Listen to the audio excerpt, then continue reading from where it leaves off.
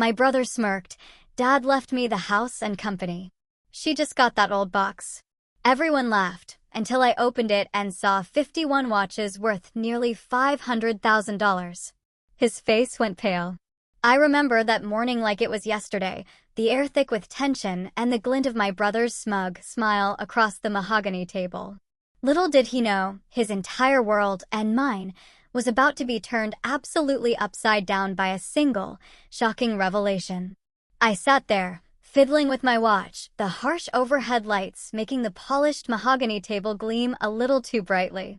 Around me, my relatives whispered, their hushed tones doing little to calm my churning stomach. Then there was Ethan, lounging across from me, in his designer suit, not a single hair out of place. That smirk, oh, that familiar smirk, twisted my gut. "Shall we begin?" Attorney Whitman asked, his voice grave, just as you'd expect. I just nodded, running my hand over my simple black blazer.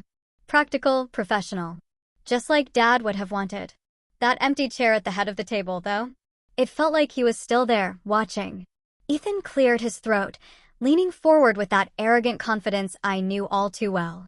"Before we get started," he announced, his voice carrying through the silent room, "I just want to say, Dad always said the company man gets the company."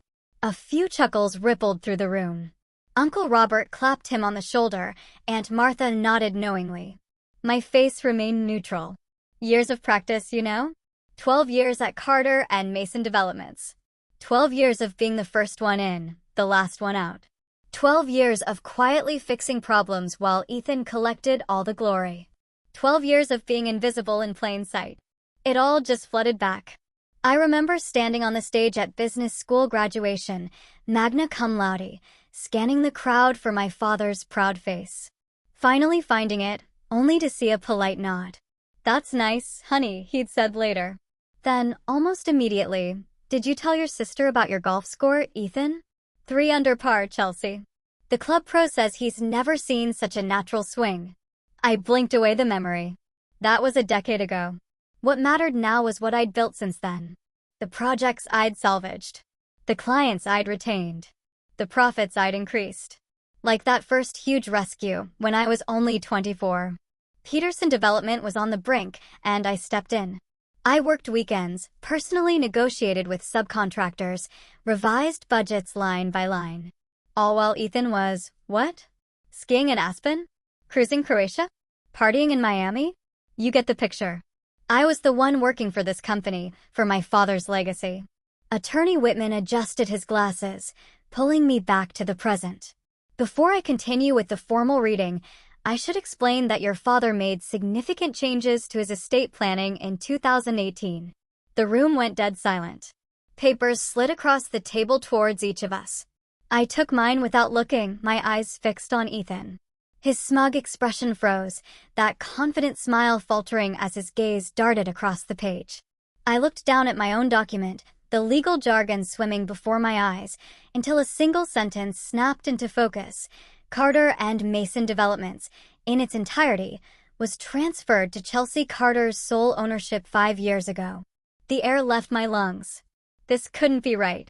As you can see, Whitman continued, his voice steady and clear, Carter and Mason Developments was legally transferred to Chelsea's sole ownership in November of 2018.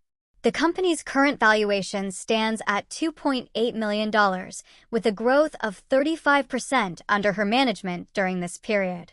I heard the frantic rustling as relatives flipped through their papers. Ethan's face was completely drained of color. His mouth opened and closed, soundless.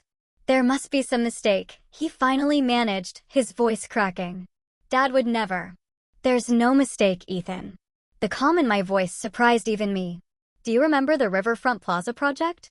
The $18 million commercial development you were supposed to be handling while you were actually in Vail for 3 weeks. His eyes widened, just a fraction. I found subcontractors ready to walk off the job, permits about to expire, and cost overruns approaching 7 figures.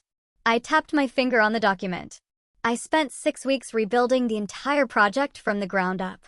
Dad came to the site one day unannounced. I continued, the memory crystal clear. He saw me negotiating with steel suppliers, reviewing architectural changes, and calming the investors all in one afternoon. The room was utterly silent now. Aunt Martha shifted uncomfortably. Uncle Robert examined his hands. Cousin James suddenly found the ceiling incredibly fascinating. I didn't know about this transfer, I admitted, meeting Whitman's gaze. Dad never told me. Whitman nodded. He was explicit that you were not to be informed until after his passing. He said, and I quote, "Let her keep proving herself without knowing she already owns it." That's the Carter way. A massive weight lifted from my shoulders, even as a new, heavier one settled into its place. All those years of silent work, of pushing forward without recognition, they hadn't gone unnoticed after all. But now, the company was truly mine. All its responsibilities, all its employees, all its future, resting squarely in my hands. I looked across the table at my brother, whose world had just been shattered. And I realized mine had too. The company man didn't get the company after all. The company woman did. But what about the family home? The investments? Ethan interrupted, his voice cracking with pure desperation. His fingers gripped the edge of the mahogany table, as if it might keep him from drowning. Attorney Whitman adjusted his glasses, his expression unchanged. The Denver property transfers to Ethan Carter, along with its existing mortgage balance of $250,000. The words hit like stones. I watched Ethan's face cycle through confusion, disbelief, and then the dawning stages of panic. The mortgage, he repeated, as if the word was foreign. But the investments? Dad had that portfolio with Merrill Lynch. Whitman cleared his throat.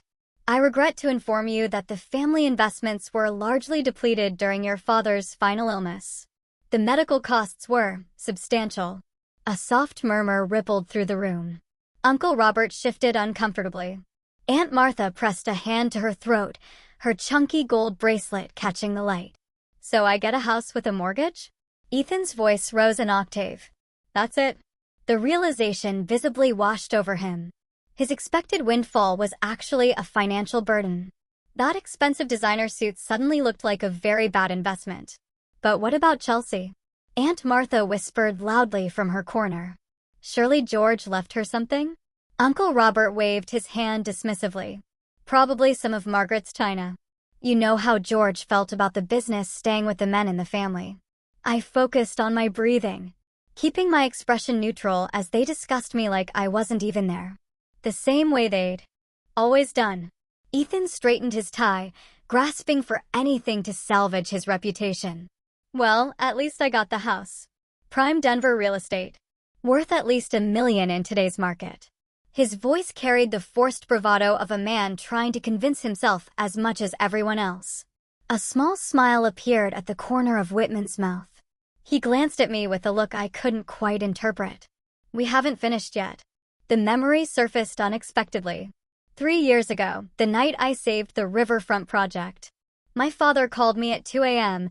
after reviewing the recalculated projections I'd emailed him. I didn't think you had it in you, he'd said, his voice gruff with something I couldn't identify then. The contractors are all back on schedule? Yes, I'd answered, exhausted but so proud. And I got them to agree to the original price points. A pause on the line. Then, I see you now, Chelsea. It was the first time he'd ever said anything like that to me. I'd gripped the phone so hard my fingers ached. Across the table, Marjorie Davis, the company bookkeeper who'd worked for Carter and Mason for 30 years, caught my eye and nodded, almost imperceptibly. She knew. She'd always known. Whitman reached beneath the table and produced an ornate wooden box, its surface gleaming with age and polish. He placed it carefully in front of me. And to my daughter, Chelsea, he read from the will. I leave my father's collection. Promit. A poorly concealed snicker came from Uncle Robert. Cousin James smirked. I heard Aunt Martha whisper, just as we thought. The trinkets. My fingers traced the inlaid pattern on the box lid. I'd seen it before, sitting on my father's dresser for as long as I could remember. Always locked. Always private. I opened it slowly. Nestled on deep blue velvet were rows of vintage watches. Patek Philippe. Rolex. Vacheron Constantin. Each one gleaming. Immaculate. Perfect. My grandfather's passion. My father's secret pride. 51 pieces in total, Whitman announced, his voice cutting through the sudden silence. Professionally appraised last year at $460,000. The room froze. Ethan's mouth opened and closed without sound, like a fish suddenly finding itself on dry land. He finally spluttered. That's not possible. I assure you, it's quite accurate, Whitman responded, sliding a formal appraisal document across the table. Your father was meticulous about maintaining both the collection and its documentation. Aunt Martha, who seconds ago was dismissing my inheritance, now leaned forward with renewed interest. Uncle Robert's eyebrows shot up. So, Chelsea gets the company worth $2.8 million, Ethan said slowly, as if working through a difficult equation. Plus watches worth almost $500,000? I did the mental math myself. $2.8 million plus $460,000. A $3.26 million inheritance versus a house with a $250,000 mortgage. The imbalance was staggering. Relatives who moments ago were chuckling at my expense now approached with sudden, almost fearful respect. Uncle Robert cleared his throat awkwardly. Always thought you had a good head for business, Chelsea. Ethan pushed back from the table, his chair scraping loudly against the hardwood floor. His face had flushed an unhealthy red. He leaned close as he passed behind my chair. This isn't over, he hissed, his breath hot against my ear.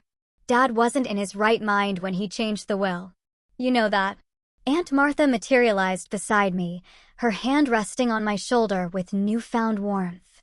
My friend Patrick handles estate contests, dear. Just something to consider, given the unusual circumstances. Uncle Robert joined the chorus from across the table. Family should stick together, Chelsea. I'm sure you'll do the right thing and share with your brother. I closed the watch box with a definitive click that silenced the room. For the first time in my life, I didn't feel the need to make myself smaller for their comfort. I worked 80-hour weeks for 12 years, I said, my voice steady and clear. I managed projects Ethan abandoned. I secured clients he alienated. I earned every bit of this. I stood, gathering the documents and the watch box. The weight of it felt right in my arms, substantial, valuable mine. The company man didn't get the company or the fortune. The company woman did. And for once, I wasn't apologizing for it. 3 days later, the fluorescent light in my office flickered, a familiar irritation I'd learned to ignore. I straightened the modest wooden nameplate on my desk. Chelsea Carter, Executive Vice President. A title that took 8 years longer to earn than it should have. I traced my finger along the edge of my grandfather's watch, now mine, its weight still unfamiliar on my wrist. 3 days since the will reading, and the office felt different. My office. My company. The phone rang for the 4th time this hour. Chelsea Carter, I answered, my voice steadier than my hands. Chelsea, dear. Aunt Martha's honey-sweet tone carried warning signs. The family is concerned. We really should discuss what's happening with the company. There's nothing to discuss, Aunt Martha. The legal transfer was completed 5 years ago. But surely you understand how this looks? Your father clearly wasn't thinking clearly when I have another call. We'll talk soon. I hung up before the familiar rage could color my voice. I swiveled my chair toward the window, where construction cranes punctuated the Denver skyline. Each one represented projects I'd overseen, clients I'd reassured, problems I'd solved. That view reminded me of my first day, 12 years ago. Just handle the filing, honey, Dad had said, showing me to a windowless room in the basement. Ethan will show you around when he gets back from his meeting. That meeting turned out to be a 3-hour lunch with Dad's golfing buddies. I spent that first day organizing 6 months of backlogged permits that threatened to shut down 3 active projects. The memory stung less now, knowing what I know. A sharp knock preceded Barbara poking her head in. She'd been the office manager since before I was born, her silver hair and no-nonsense glasses as much a fixture of Carter and Mason as the blueprint table in the conference room. He's here, she said, her face tight with warning. And he brought reinforcements. I barely had time to stand before Ethan barged in, followed by Uncle Robert. My brother's designer suit couldn't hide the anger radiating from him. His face was flushed, hair slightly disheveled, unusual for someone who spent more on grooming products than I do on rent. "This ends now," Ethan announced, slamming the door behind them. "We need a family meeting to discuss what Dad really wanted." I folded my arms across my chest. What Dad wanted is perfectly clear in the legal documents you received. Documents that will be contested. Uncle Robert stepped forward, his bulky frame imposing in my modest office. George wasn't himself in those later years. He was sharp enough to notice who was actually running his company, I replied, surprised by my own calm. Ethan paced, hands gesturing wildly. "You've always been his little pet project. Poor Chelsea, so serious, so hardworking." He stopped, leaning across my desk. "But we both know you manipulated him, getting him alone when he was vulnerable after Mom died." The accusation landed like a physical blow. I thought of nights spent sleeping on the office couch, of the Peterson project that nearly bankrupted us, of how close we came to losing everything because of Ethan's negligence. "You want to talk about manipulation?" I opened my desk drawer slowly. "Let's discuss the Peterson development." Ethan's expression flickered, uncertainty crossing his face. $18 million, Ethan. Our largest contract ever. I pulled out a thick folder. "You were supposedly managing it while Dad recovered from his heart surgery." "Ancient history," he dismissed with a wave. 3 years ago isn't ancient. Not when I found subcontractors threatening to walk because they hadn't been paid in 6 weeks. Not when permits were expired. Not when cost overruns were approaching 7 figures. I opened the folder, and certainly not when I discovered where some of that money went. Uncle Robert shifted uncomfortably. "We're not here to dredge up old business disputes." "Really?" "Because I have the bank records showing $215,000 transferred to Ethan's personal account during that period." I slid the statement across the desk. "Money earmarked for the steel supplier who nearly put a lien on the property." Ethan's face drained of color. "Dad approved those transfers. For business development." At a ski resort, I pushed another document forward. "With your girlfriend at the time?" "That's an interesting business strategy." The room fell silent. Outside my window, Denver continued its busy rhythm, oblivious to our family drama. I thought about that darkest moment, 3 years ago, when I discovered the depth of Ethan's betrayal. I'd been working through the night, calling in favors from every contact I had, renegotiating with suppliers who'd been burned by delayed payments. Dad had initially blamed me when the project first showed trouble signs. "I put Ethan in charge for a reason, Chelsea. Stop interfering." But then he'd shown up unannounced at the site one afternoon. Found me in a hard hat and work boots, going over revised blueprints with the foreman, calming nervous investors on my cell phone while simultaneously negotiating with the city inspector. Dad had stood silently watching for nearly an hour before approaching. "I didn't know" was all he'd said. A week later, he'd given me full authority over the project. 2 months after that, I discovered the ownership transfer documents in the company safe. He'd never mentioned them, never acknowledged what he'd done. Just watched me continue to work, continue to prove myself, day after day, while Ethan collected praise for turning the project around. "I found something else last night," I said, pulling out one final folder in Dad's home office. Ethan and Uncle Robert exchanged glances. His private notes. About the company. About us. I opened the folder carefully. The handwritten pages revealed a different George Carter than the one I thought I knew. Meticulous observations about projects, personnel, and his children. I read aloud, "Chelsea salvaged the Peterson contract. Maybe I've been backing the wrong horse all these years." Uncle Robert cleared his throat. "Your father always had a flair for dramatic language." The transfer documents are dated 1 week after that note. I closed the folder, along with this. I slid a single piece of paper across the desk. A handwritten note in my father's distinctive script. "You earned this, Chelsea." A knock at the door interrupted before Ethan could respond. Tom Mackenzie, our senior project manager, entered with coffee and an unmistakably protective stance. "Sorry to interrupt, Miss Carter, but we have that meeting in 5 minutes." He set a coffee on my desk. "Just wanted to make sure you had time to prepare." Ethan glared at Tom, who returned the look with steady indifference. Tom had been with the company for 20 years. He'd seen everything. She was here every Saturday while you were in Aspen, Tom said quietly to Ethan. Every Sunday too. Some of us noticed, even if your father didn't seem to. Barbara appeared in the doorway again. Miss Carter, the Wallace Group is online too. They're expressing relief that you're still at the helm. The office fell into an awkward silence as my support network made itself visible. People who'd watched me work, who'd seen the reality behind the family facade. Ethan straightened his tie, attempting to regain composure. This isn't over. We'll be back. With our attorney. I look forward to it, I replied, surprising myself with the truth in those words. After they leave, I sink back into my chair, the weight of the confrontation settling on my shoulders. The phone rings again. Another relative calling to express concern.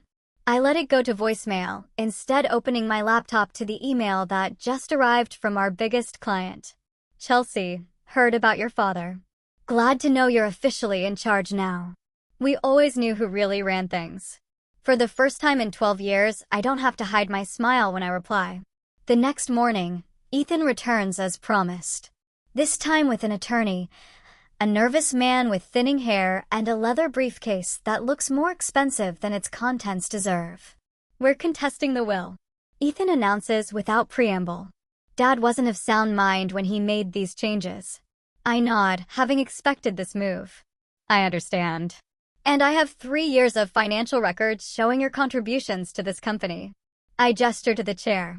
Would you like to review them before you file? The attorney shifts uncomfortably. Perhaps we should see these records. I slide a USB drive across the desk. Everything's here.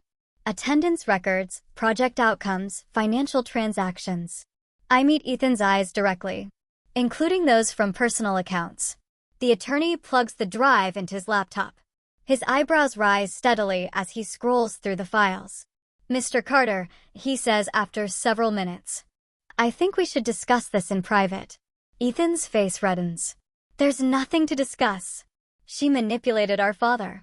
What I did, I say, standing up, was save this company repeatedly, while you treated it like your personal ATM. I walk to the door and open it. I've earned every bit of this, Ethan. Not through manipulation, but through work you couldn't be bothered to do. The attorney closes his laptop. Ms. Carter, perhaps we could discuss some kind of settlement? There's nothing to settle, I reply. But I'll give you both some time to review those records. They tell quite a story. After they leave, I stand at my window watching the Denver traffic below. I wonder if anyone else has had to stand their ground against someone who underestimated them so thoroughly for so long. The thought brings unexpected strength. My phone vibrates with a text from Barbara. Your 2 o'clock appointment is here. And Ethan's lawyer just left alone. I straighten my jacket, adjust my grandfather's watch on my wrist, and prepare to step into the meeting. For the first time, I'll introduce myself as Chelsea Carter, President and CEO. I straighten the gold nameplate on my office door that now proudly displays President beneath my name. The morning light catches the engraving, sending a small flash across the hallway. 3 weeks have passed since the will reading, and each day has brought a fresh attack from Ethan and his supporters. My desk phone chirps. Miss Carter, your 10 o'clock is here. The Weber Group representatives. Send them in, Diane. I smooth my burgundy blazer and take a deep breath. The Weber Group nearly pulled their contract when they heard rumors that Ethan might take over. Now they're back to discuss expanding their sustainable housing development. The glass door swings open, and Roger Weber extends his hand. Chelsea, wonderful to see you still at the helm. The company's in better hands than ever, I reply, gesturing toward the conference table where blueprints await. An hour later, Roger signs the contract for an expanded green housing initiative that will increase their original development by 30%. Your father would be proud, he says, capping his pen. Thank you, I reply, but I'm not doing this for my father anymore. The words surprise even me with their certainty. After they leave, I notice the Denver Business Journal email requesting an interview about women changing the landscape of Colorado construction. 5 years ago, I would have forwarded it to the PR department with instructions to decline. Today, I accept. The afternoon brings Diane to my doorway again. Your brother posted something. You might want to see. I pull up Ethan's social media profile to find a lengthy post claiming I manipulated our ailing father into changing his will. The comment section overflows with sympathy from country club acquaintances who've never set foot on a construction site. My phone buzzes with a text from Aunt Martha. Family concerned about company direction. Perhaps we should discuss. Partying my business, Sid. I set the phone screen down on my desk and return to reviewing quarterly projections when my email pings with a message from Uncle Robert. Subject line: Concerns for the family business.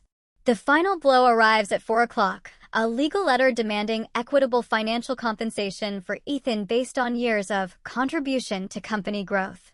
I draft a simple press statement by 6. Carefully referencing how the company has grown 35% under my management and detailing our commitment to sustainable development. I quote my father's written assessment of my leadership abilities, previously private but now necessary ammunition. By morning, 3 business partners have sent public testimonials supporting my leadership. Carter and Mason's reputation for integrity has only strengthened under Chelsea's direction, writes our largest investor. 2 former clients call to inquire about returning to our roster now that the company's future is secure. The Community Development Board nominates our latest project for an Environmental Innovation Award. A week passes. I'm reviewing staffing projections when Diane knocks softly.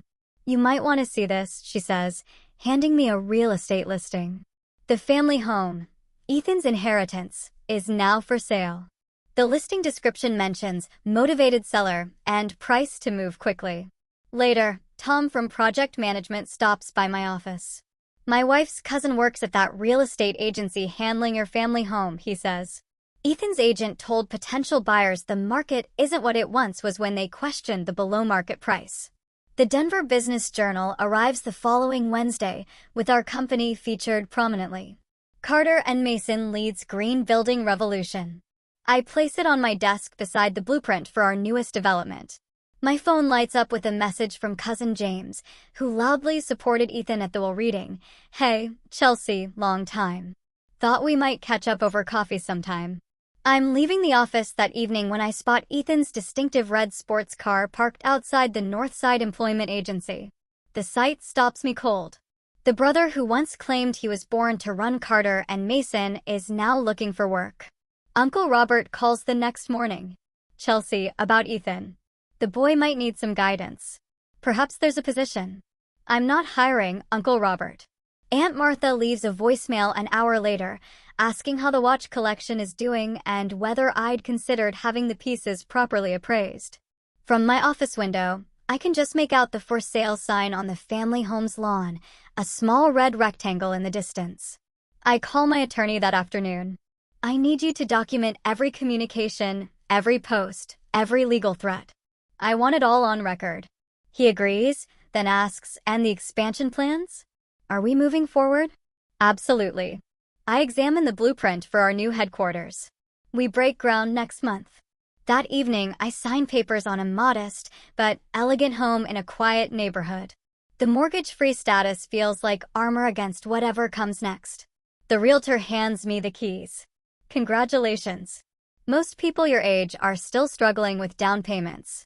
I smile, thinking of the watches secured in a climate-controlled vault and the company that grows stronger each day. I've earned every inch of this. I spot Ethan through the glass wall of my reception area before Barbara can announce him. 3 months since the will reading, and the change is stark. His once immaculate appearance has deteriorated. Wrinkled shirt untucked at one corner, hair lacking its usual precise styling.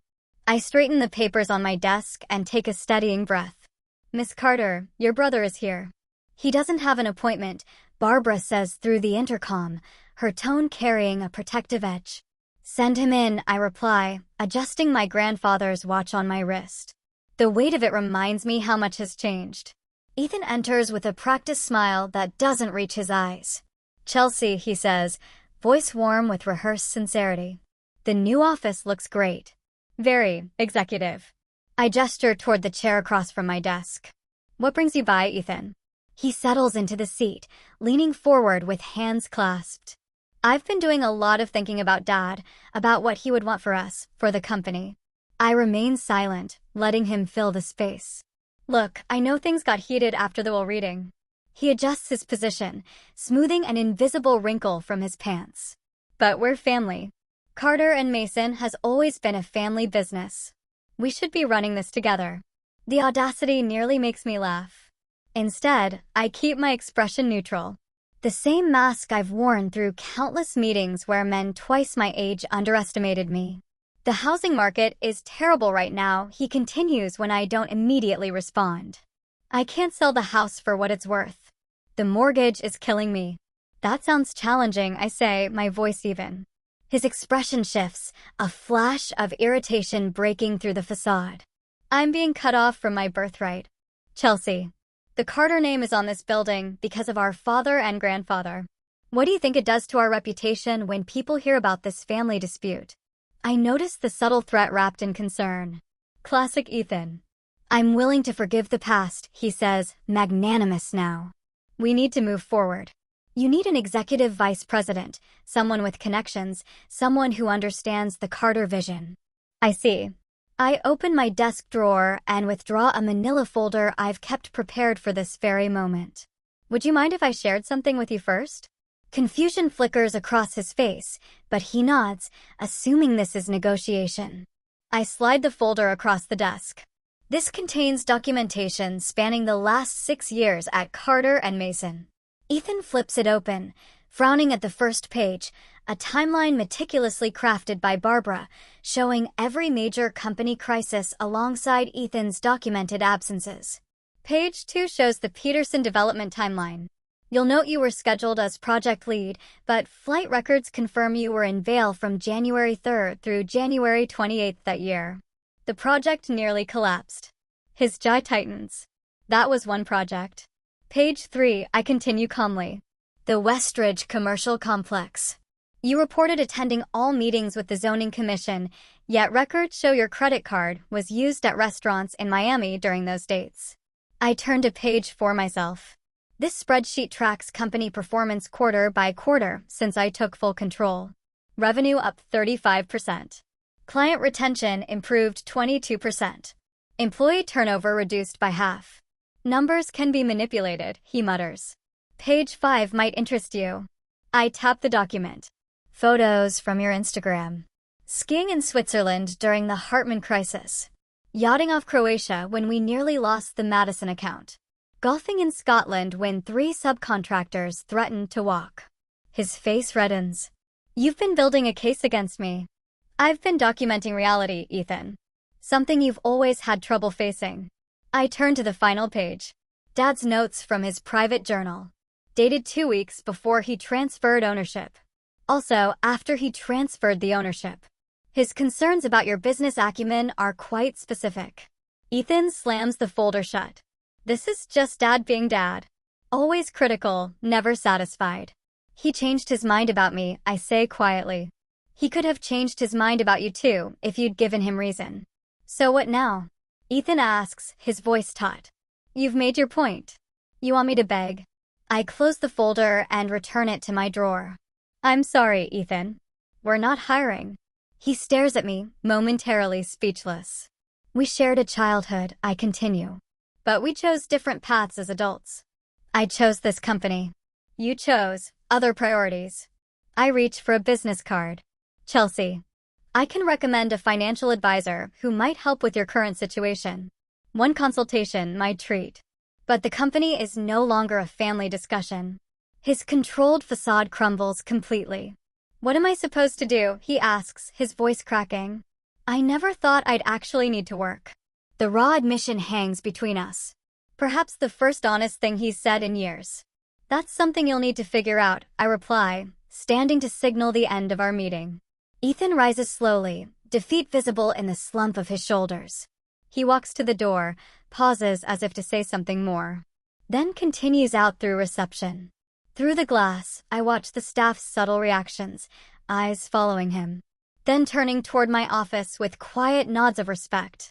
No one says a word as I walk to my window and look out at the Denver skyline. The company I rebuilt. The legacy I earned. The future I'll shape. Barbara clears her throat from the doorway. Your 3 o'clock is here. I turn from the window. Send them in. The past can stay where it belongs. I have work to do. I pause in the doorway of my expanded executive suite, savoring the morning light as it spills across the polished surface of my grandfather's Patek Philippe on my wrist. 6 months since the will reading, and sometimes I still expect to wake up back at my cramped desk in the corner office. The Denver Business Journal cover hangs framed on the wall opposite my desk. Carter and Mason leads Denver's sustainable building revolution. My photo, not Ethan's, smiles back at me with quiet confidence. The company logo beneath the headline incorporates both my grandfather's original drafting compass and a modern solar panel silhouette, honoring our roots while embracing our future. Miss Carter, my assistant Sarah appears at the door. Your 9 o'clock is here. The Women in Business Mentorship Candidates. I smile. Send them in. And Sarah, make sure we have enough application packets for everyone. 5 young women file into my conference room, eyes wide as they take in the certificates and awards that now line the walls. I remember being their age, desperate for guidance that never came. Welcome to Carter and Mason Developments, I begin. This mentorship program is designed to give you what I never had, a path forward in an industry that doesn't always make room for women at the table. Later that afternoon, I visit the accountant to finalize the details for the business scholarship I've established in my father's name at my alma mater. The irony doesn't escape me, honoring the man who rarely honored my accomplishments. Yet something about it feels right, like closing a circle. The first recipient will be selected next fall, the university representative confirms. Thank you. I sign the final document, my grandfather's watch catching the light. Make sure the selection committee understands merit matters more than connections. When I return to the office, there's a message from Aunt Martha. Our relationship remains tentative, a monthly lunch, careful conversations about weather and health. Today's voicemail suggests progress. Chelsea dear, I wondered if you might help Robert and me with some renovation plans. You always did have the best eye for detail. I smile slightly as I delete the message. The same aunt who once whispered that I'd probably get the china now seeks my professional opinion. I'll help them, of course. Some relationships can be rebuilt, if not fully restored. Others remain beyond repair. Ethan and I haven't spoken since that final confrontation in my office. I heard through the grapevine he's selling luxury cars now, actually working for a living. According to Tom, who bought a new sedan last month, Ethan's actually good at it. Turns out charm and confidence have their uses when backed by actual effort. The afternoon sun warms my office as I review the quarterly reports. Another record season, with 3 new sustainable developments breaking ground next month. The parking garage contract, the one Dad always insisted was impossible without compromising quality, sits signed and executed on my desk. We found a way after all. When the office empties for the day, I drive to Riverside Cemetery. The groundskeeper nods as I pass, familiar with my monthly visits now. I did it, Dad, I say to the granite headstone. Not how either of us expected. The wind rustles through nearby trees, the only answer I'll ever receive. It's enough. Back at home, I change into comfortable clothes and pour a glass of wine. On my coffee table sits the appraiser's report for the watch collection. I've donated the most valuable piece, a rare 1940 seconds chronograph, to the Business School Museum. It felt right to share a piece of my inheritance with future generations of entrepreneurs. My phone buzzes with a text from the Denver Post reporter. Quote, approved. Thank you for the interview. I smile, remembering my words. Success isn't about what you inherit, but what you build. 6 months ago, those would have been empty platitudes. Now they're the foundation of my life. The sunset paints Denver's skyline in amber and gold outside my window. I trace the inscription inside my grandfather's watch. Time reveals truth. How right he was. Tomorrow brings new challenges. The expansion into neighboring counties, the sustainability initiative, the contractor negotiations. But tonight, I simply stand at the window, watching darkness settle over the city that's finally beginning to recognize the company woman who built something lasting. I turn off the light, leaving yesterday's shadows behind me.